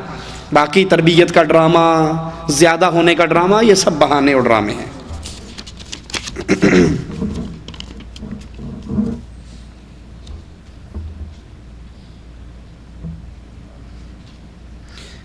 میرے 4 بچے ہو چکے ہیں، کسی ایک کا بھی حقیقہ نہیں کروایا، اب سب کا اکٹھا کوئی گائے بھینس کی شکل میں چاروں کا ایک وقت میں ہو سکتا ہے؟ اللہ نے مال دیا ہے تو آپ ان کی طرف سے کر دیں، یہ صدقہ ہوگا، کیونکہ اس عقیقے کا وقت گزر چکا ہے۔ 7ویں دن سنت ہے عقیقہ کرنا، اور اگر وہ بڑے ہو چکے ہیں، اگر آپ کریں گے تو صدقے کا ثواب انشاءاللہ ملے گا۔ اگر جن یا شیطان کا آسیب ہو اور کوئی بھی آسیب زدہ ہو تو اس کے لیے اس کو کیسے ٹھیک کریں؟ تعویذ کی ضرورت نہیں پڑتی، صرف دعا کرنے سے تو جن شیطان نہیں چھوڑے گا، تو کیا کریں؟ تعویذ کرنے سے چھوڑ دے گا؟ ہاں، شیاطین اور جنات کا علاج اللہ مالک کا یہ قرآن ہے۔ شیاطین اور جنات کا علاج اللہ مالک کا یہ قرآن ہے۔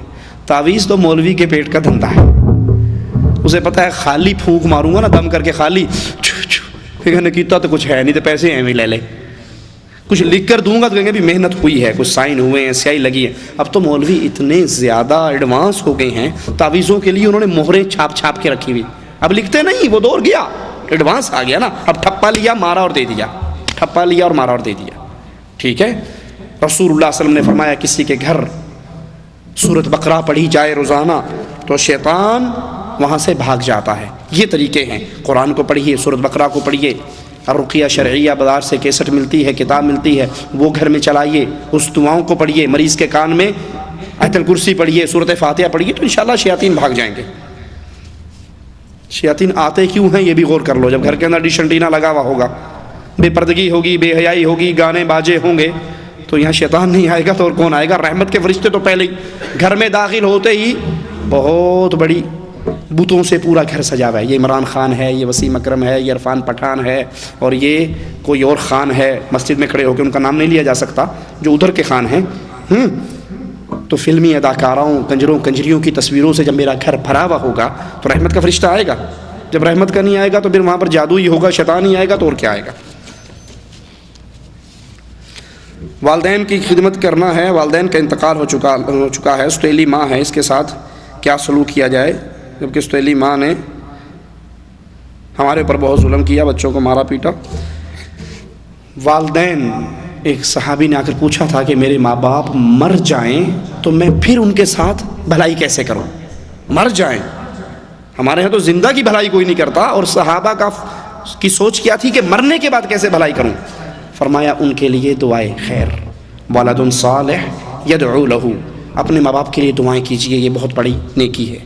نمبر 2، والدین کے جو عزیز و اقارب رشتہ دار، چچا، تایا، پھوپھی، اس کے دوست، ان کے ساتھ بھلائی کیجئے، اس کا اجر و ثواب بھی ماں باپ کو ملے گا، اس کا اجر و ثواب بھی ماں باپ کو ملے گا۔ سوتیلی ماں آپ کی ماں ہے، سوتیلی ماں آپ کی ماں ہے، اس کی خدمت کیجئے. جو اس نے کیا اللہ اسے معاف کرے، وہ معاملہ اس کے ساتھ ہے. لیکن جو آپ کرو گے اپنے والدین کے لیے صدقہ جاریہ بننے کے لیے، اور پھر اس دین اسلام کی خدمت کرو، سیڈیاں بانٹو، کیسٹیں بانٹو، کتابیں بانٹو، لوگوں کو درسوں میں کھینچ کے لاؤ.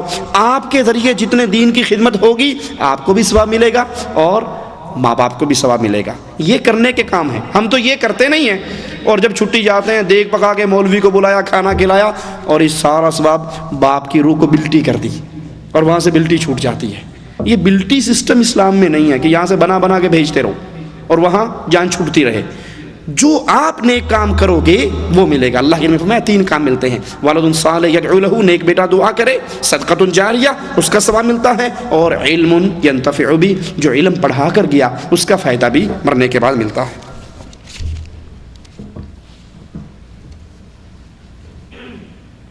کیا بچہ 2 سال کا ہونے سے پہلے اس کا دودھ چھڑایا جا سکتا ہے؟ میاں بیوی راضی ہوں مل کر اس کا دودھ چھڑوانا چاہیں تو کوئی حرج نہیں. والد سے بات نہ کرنے والے کے لیے کیا حکم ہے؟ انا للہ و انا الیہ راجعون. اور کیا کہہ سکتے ہیں؟ جو اپنے باپ سے بات نہیں کرتا، اپنے باپ کا ادب نہیں کرتا، اس سے ناراض رہتا ہے، اس کی گستاخی کرتا ہے، اس کے لیے ایک بہت بڑا دروازہ خوش قسمتی کا بند ہے، بدبختی کا کھلا ہوا ہے. یہ باپ اس کے لیے جنت ہے، یہ باپ اس کے لیے جہنم ہے. اگر ناراضگی باپ سے، اور ناراضگی شرعی عذر کی بنیاد پر بھی ایسی ناراضگی نہیں ہو سکتی کہ آپ اس کی گستاخی کرو. صرف اس کی شریعت کے خلاف حکم کو ماننا نہیں ہے، لیکن اس سے بائیکاٹ کرنا، بول چال چھوڑنا، لڑائی جھگڑا کرنا، گالی گلوچ کرنا، یہ مسلمان کا طریقہ نہیں ہے. اگر وہ اللہ کے نبی کی امتی ہے، کلمہ پڑھتا ہے اللہ کے نبی کا، تو اس مسئلے کے اندر بھی اپنا آئیڈیل رسول اللہ صلی اللہ علیہ وسلم کی احادیث کو بنائے.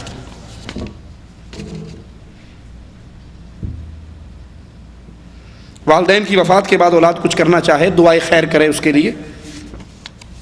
ولد صالح یدعو لہ،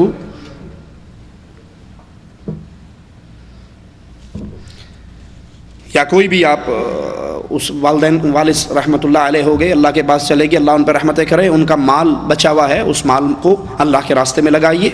ٹھیک ہے، ان کی طرف سے کوئی مدرسہ، کوئی مسجد، کوئی صدقہ جاریہ، یہ صورت ہے.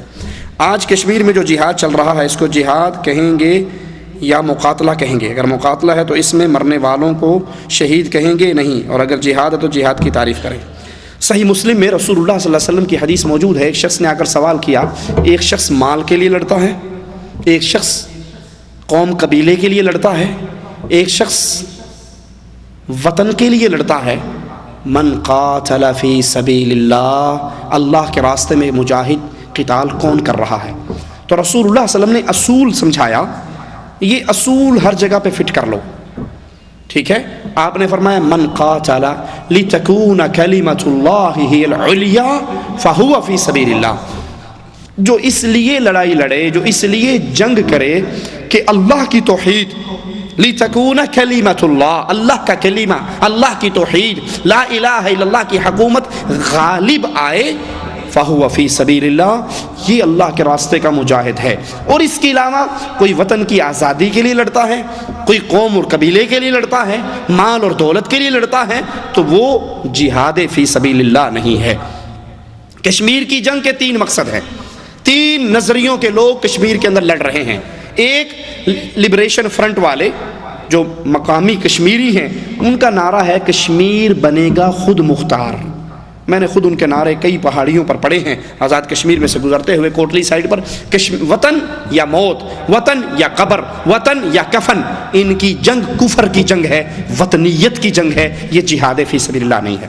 دوسرا گروہ مفتی سعید عبداللہ گروپ، میر وائز گروپ، جو انڈیا کے ساتھ الحاق چاہتے ہیں. جو مقامی اس وقت حکومت ہے وہ انڈیا کے ساتھ الحاق چاہتی ہے، تو انڈیا کے ساتھ الحاق کرنے والے بھی اللہ کی توحید کے لیے نہیں لڑ رہے، وہ بھی وطن پرستی کی جنگ کر رہے ہیں. وطنیت کی جنگ ہے، اسلام نہیں ہے.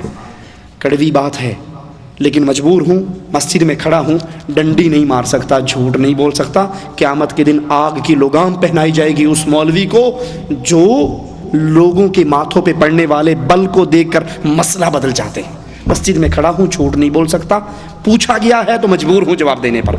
جو پاکستان سے لوگ جا کے کشمیر میں لڑ رہے ہیں، جن کو ISI لڑوا رہی ہے، پاکستانی فوج لڑوا رہی ہے، ان کی ٹریننگ پاکستانی فوج کرواتی ہے، ان کے ٹریننگ سینٹر وہ چلاتی ہے، ان کو چندہ وہ دیتی ہے، فنڈنگ وہ دیتی ہے، ان کے رسالے وہ چھپواتی ہے، ان کے خرچے وہ اٹھواتی ہے، بندہ اندر جا کے مر جاتا ہے، 40,000 روپے تنظیم کو پاکستانی فوج دیتی ہے۔ ان کا نظریہ کیا ہے؟ کشمیر بنے گا، بولو، کوئی پاکستانی نہیں بیٹھا یہاں پر، کشمیر بنے گا، کشمیر بنے گا پاکستان۔ تو کشمیر بنے گا پاکستان کس چیز کے لیے لڑ رہے ہیں؟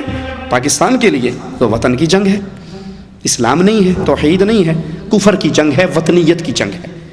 ٹھیک ہے، میری بات کڑوی ہے لیکن معاف کر دینا، چندہ لینے نہیں آیا، دوبارہ نہ بلانا، نہیں آؤں گا، ناراض ہو جاؤ گے تو۔ لیکن یاد کر لو، یاد کر لو، ہمارے پاکستان لاہور میں نے دیکھا ہے کئی تنظیموں کے جلسوں کو اشتہار چھپتے ہیں، تکمیل پاکستان، استحکام پاکستان، کہ کشمیر کی جنگ تکمیل پاکستان کی جنگ ہے، کشمیر کی جنگ استحکام پاکستان کی جنگ ہے۔ ایک مولوی صاحب بہت بڑے ہیں، میں نام نہیں لیتا، ان کی تقریر سن رہا، وہ کہنے لگے تم نہیں سمجھتے پاکستان یو، اگر انڈیا کشمیر میں جیت جاتا ہے تو پھر اگلا اٹیک پاکستان پر ہوگا۔ ٹھیک ہے، یہ کشمیر کی جنگ پاکستان کے پانیوں کی جنگ ہے، پاکستان کا پانی روک لے گا انڈیا ہند میں، کشمیر میں۔ تو یہ سارے نعرے وطنیت کے نعرے ہیں، یہ لا الہ الا اللہ کے نعرے نہیں ہیں، یہ توحید کے نعرے نہیں ہیں۔ اور جو لاہور سے اٹھ کر سری نگر میں لڑنے کے لیے جا رہا ہے اور وہ کہتا ہے میں تو توحید کے لیے لڑ رہا ہوں، تو اس کو پوچھو تجھے لاہور میں حجویری کا دربار نظر نہیں آتا؟ تجھے لاہور میں گھوڑے شاہ کا دربار نظر نہیں آتا؟ لاہور میں پھیلتا ہوا شرک اور کفر نظر نہیں آتا؟ اپنے گھر میں آگ لگی ہے، کسی کی جھوپڑی کی آگ بجھانے جا رہا۔ ٹھیک ہے، تو جنگ ہوتی ہے لا الہ الا اللہ کے لیے جو لڑی جائے، وہ توحید کی جنگ ہے۔ وطنیت کی جنگیں سیاسی جنگیں ہیں، اور اس میں اگر کوئی مارا جاتا ہے وہ اپنے اپنے ایمان اور عقیدے پہ اٹھایا جائے گا۔ مواحد مرے گا، رسول اللہ صلی اللہ علیہ وسلم نے فرمایا من قتل دون عرضه فهو شہید، من قتل دون ماله فهو شہید، جو جان بچاتے ہوئے مارا گیا شہید ہے، جو عزت بچاتے ہوئے مارا گیا وہ شہید ہے، جو مال بچاتے ہوئے مارا گیا وہ شہید ہے۔ اپنے اپنے مواحد مرے گا تو جنتی ہے، مشرک مرے گا تو وہ کشمیر میں مرے، افغانستان میں مرے، عراق میں مرے، جہاں مرضی مر جائے، یا علی مدد کہنے والا مرے گا تو سیدھا جہنم میں، غریب نواز کا بندہ مرے گا تو جہنم میں، کشمیر میں لڑنے کی وجہ سے وہ جنتی نہیں ہو سکتا۔ ٹھیک ہے، ایمان توحید پہلے ہے، باقی سارے عقیدے اور اعمال بعد میں ہیں۔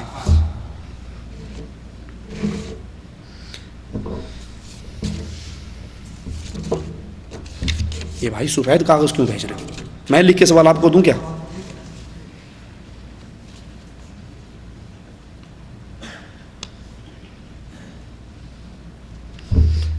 ہماری عاجزانہ آپ سے التماس ہے کہ آپ 3 ہفتے کے بعد ICC میں آئیں اور وہاں جمعے کی نماز کا خطبہ دیں انشاءاللہ، اللہ نے توفیق دی تو آئیں گے، اللہ نے چاہا۔ ہمارے ملک ہند میں بہت سی مسجدیں ہیں جہاں شافعی مسئلے پر نماز پڑھتے ہیں، وہاں فجر کی نماز میں دعائے قنوت پڑھتے ہیں، کیا فجر کی نماز میں دعائے قنوت پڑھنا جائز ہے؟ فجر کی نماز میں دعائے قنوت حدیث سے ثابت ہے، جب مسلمانوں پر حالات پریشانی کے ہوں، مظلوم ہوں، ظلم ہو رہا ہو تو ان کی مدد کے لیے دعا کرنا، کفار کے لیے بد دعائیں کرنا، یہ حدیث سے ثابت ہے۔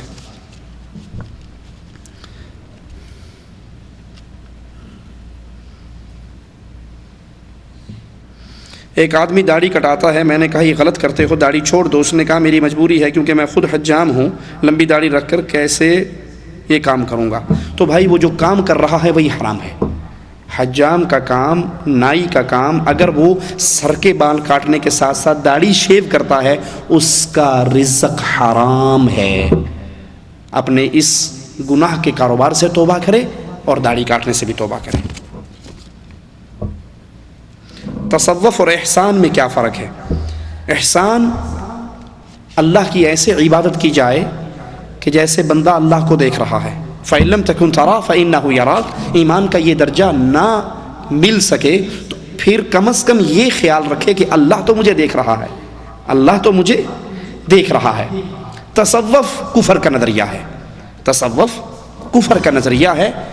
صوفیاء کرام انہوں نے جو عقائد ہمارے بر صغیر میں اور عرب میں پھیلائے ہیں وہ عقائد اسلام سے یوں ٹکراتے ہیں۔ تصوف کہتے ہیں خالق اور مخلوق کے فرق کو ختم کر دینے کا نام، ہر چیز ہی وہ ہے، وحدت الوجود ہو، وحدت الشہود ہو، حلول ہو، یہ سارے عقیدے کفری عقیدے ہیں۔ تصوف کے بانی مبانی ابن عربی کا ایک شعر سنا کر بات آگے ختم کرتا ہوں۔ وہ کہا کرتا تھا العبد رب والرب عبد یا لیت شعری من المکلف ان قلت عبد فذاک رب او قلت رب انی یکلف۔ بندہ خدا ہے، خدا بندہ ہے، بندہ خدا ہے، خدا بندہ ہے۔ مجھے نہیں پتا شریعت کس کے لیے آئی ہے، اگر کہیں شریعت بندے کے لیے آئی ہے بندہ تو خدا ہے، اور اگر کہیں شریعت خدا کے لیے آئی ہے تو خدا کو نماز روزے کی کیا حاجت ہے۔ مولوی زکریا صاحب فضائل صدقات میں لکھتے ہیں اے اللہ جو تو ہے وہ میں ہوں، جو میں ہوں وہ تو ہے۔ یہ تصوف ہے، یہ کفر کا عقیدہ ہے۔ امداد اللہ مہاجر مکی شمائم امدادیہ میں لکھتے ہیں بندہ وجود ظاہری سے پہلے خدا تھا اور بندہ ہی خدا ظاہر ہے۔ اشرف علی تھانوی امداد المشتاق میں لکھتے ہیں کہ ظاہر عبد ہے، باطن حق، ظاہر بندہ ہے، حقیقت میں اللہ ہے۔ ٹھیک ہے، بابا فرید کہتا ہے چاچڑ وانگ مدینہ ڈسے کوٹ مٹھن بیت اللہ، ظاہر دے وچ پیر فریدون، باطن دے وچ اللہ۔ بظاہر بابا فرید، اندر اللہ ہے۔ تو یہ کفر کے عقیدے ہیں، یہ تصوف اسلام کا نظریہ نہیں ہے۔ جو لوگ 11ویں شریف کا ختم دلواتے ہیں، نبی کو زندہ مانتے ہیں، تعویذ بھی کرواتے ہیں، اور وہ لوگ کہتے ہیں کہ نبی ہمیں خواب میں ملتے ہیں، کیا یہ صحیح ہے؟ خواب میں مل بھی جائے، خواب تو چھوڑو، زندگی میں بھی ان کو نبی مل جائے تب بھی ان کو ملنے کا فائدہ۔ ابو جہل کو نبی زندگی میں ملتا تھے نہیں ملتے تھے؟ ابو جہل زندہ تھے، اللہ کے نبی زندہ تھے تو ابو جہل ملتا تھا نا۔ اللہ کے نبی زندہ تھے، ابو لہب ملتا تھا، کوئی فائدہ ہوا؟ جس بندے کے عقیدے میں شرک ہے، ٹھیک ہے، اس کی کسی بات کی تصدیق نہیں ہو سکتی۔ اس کے پاس شیطان آتا ہے جو اس کو بتاتا ہے کہ 11ویں دیا کر۔ نبی شرک کی دعوت نہیں دیتے، یہ اعمال شرکی اعمال ہیں۔ اللہ کے دیے ہوئے رزق کو غیر اللہ کے نام پہ بانٹنا شرک ہے۔ نبی صلی اللہ علیہ وسلم کو زندہ مانتے ہیں، زندہ مانتے ہیں تو پھر جلسہ کرواتے ہوئے تقریر طاہر القادری سے کیوں کرواتے ہیں؟ Common sense. اللہ کے نبی کو کہتے ہو زندہ ہیں، سنا ہے ہر عاشق کے گھر تشریف لاتے ہو، ہمارے گھر میں بھی ہو جائے چراغاں یا رسول اللہ، ہیں دم بدم پڑھو درود، حضرت بھی ہیں یہاں موجود، آگے تاج والے۔ کرسی بڑی خوبصورت سجتی ہے۔ کسی نے پوچھا بھائی یہ کرسی اتنی پیاری ربیع الاول میں سجی ہوئی کیوں؟ کہا تجھے نہیں پتا گستاخ، ادھر اللہ کے نبی آ کر بیٹھیں گے۔ کہا اچھا جب آئیں تو مجھے دکھا دینا، میں بھی دیکھ کر صحابی بن جاؤں گا، صحابی کا مقام مل جائے گا، میں بھی زیارت کر لوں گا۔ کہا تو گستاخ ہے، تیری آنکھیں وہابی ہیں، دیکھ نہیں سکتی،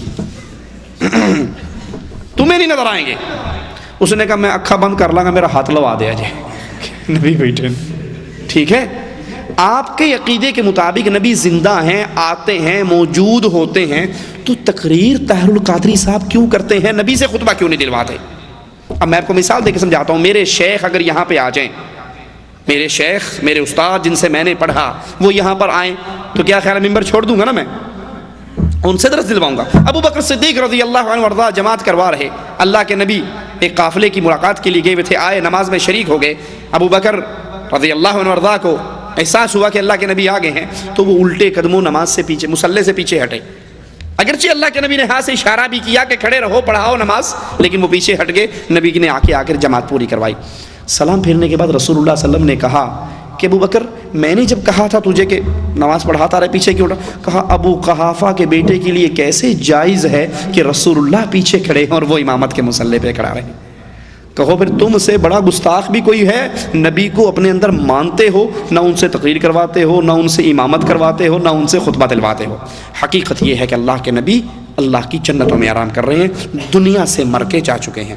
اور تعویذ گنڈے کے بارے میں اللہ کے نبی کا فرمان ہے من تعلق تمیمۃ فقد اشرک، جس نے تمیمہ تعویذ لٹکایا اس نے شرک کیا۔ سبحانک اللہم وبحمدک اشہد ان لا الہ الا انت استغفرک واتوب الیک۔